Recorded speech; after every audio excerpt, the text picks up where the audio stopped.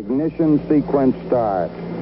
6, 5, 4, 3, 2, 1, 0. All engine running. Liftoff. We have a liftoff. 32 minutes past the hour. Liftoff on Apollo 11.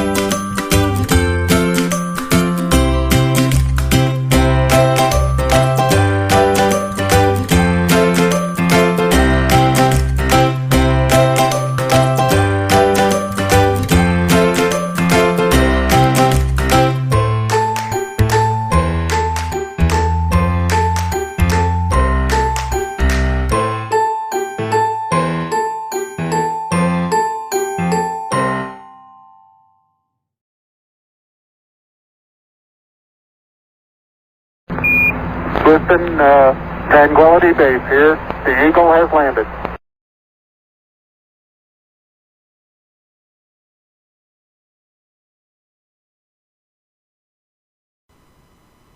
Hi, my name's Ludwig, and this is my first attempt at a narration on a YouTube show that I'm presenting with my son.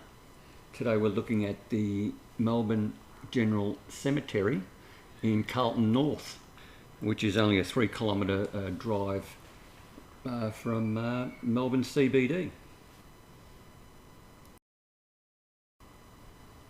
Okay, opened in 1853.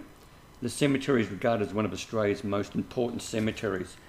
It was the first cemetery in Victoria to be designed as a public park with curved pathways, trees, shrubs, gate lodges and rest pavilions.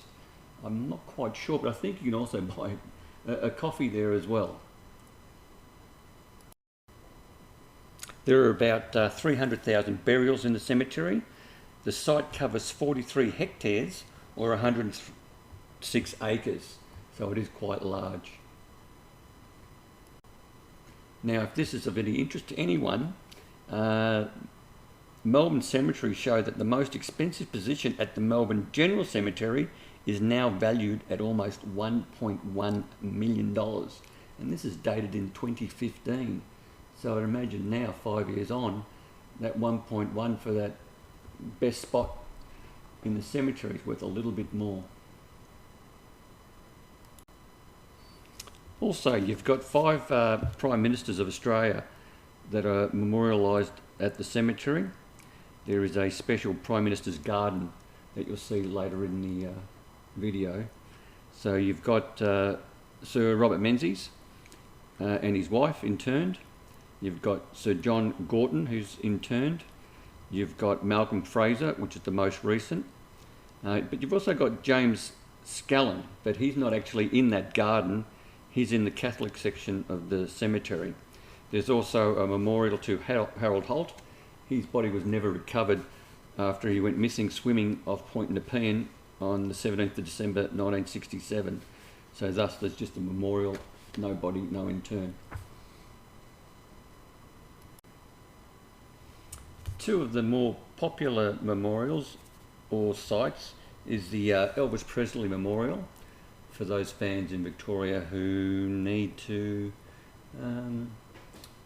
reminisce and mourn his passing, and the other one being the Burke and Wills Memorial. Now Burke and Wills, Robert O'Hara Burke and William John Wills, I studied this at school. I think I did this when I was about 14 or 15 years old. They were 2 ill-fated explorers that, from my understanding, lacked the experience and planning for a successful journey from Melbourne to the Gulf of Carpentaria. I believe they didn't quite make it up to the very top of north of Australia. Something to do with the mangroves, or the terrain was too, they just couldn't get through, and on the way back I believe they either passed away from I think it was called beriberi, or starvation is what I surmised at the very end. So it was quite tragic. I think Burke in particular, if you had to point a finger to why it wasn't successful, it would be him, whereas Wills, who was the navigator, he performed outstandingly. You know, he was able to get them right up there, and unfortunately the planning didn't get him back. Now there are some other notable internments that I found quite fascinating. The chap who discovered or brought to market the macadamia nuts is a chap by the name of John Macadam. He's interned at the cemetery. Then you've got a chap who invented and provided the Kiwi boot polish. So all those people who used to polish their school shoes the old-fashioned way, or their boots, with that sort of black nugget. William Ramsey is the guy who brought that as a consumer product for everyone to use. Then there's another chap by the name of Gerard Tucker. He was the founder of the Brotherhood of St. Lawrence, which is a charity I'm aware of in Australia. I'm not too sure if it's in other countries. Then there's Frank Hare. I like this chap. He's the officer in charge who brought the Kelly gang to justice. So, good for him. The other notable interments include Walter Lindrum, and you would have seen earlier on his pool table type tombstone, I don't know what you'd call it, display. He was a world champion. He was known throughout the world. He's very popular in Australia. So he's there as well. And another one that I thought was interesting was a chap by the name of Mendel Balburgski. If I pronounce it incorrectly, I apologise. But he was one of the key figures that was involved in the destruction of the Vilna ghetto in Lithuania. So thumbs up to him. And yeah, there's quite a number in there worth noting, including a Frederick Federici. And in our previous video of the Princess Theatre, it is believed that it's his ghost that wanders the area and the backstage area of that theatre. So that's about it for now. I hope you enjoyed my little talk. If it was informative enough, give me a thumbs up. If not, let me know how bad I was, and we'll try to improve for the next one. Thank you and goodbye.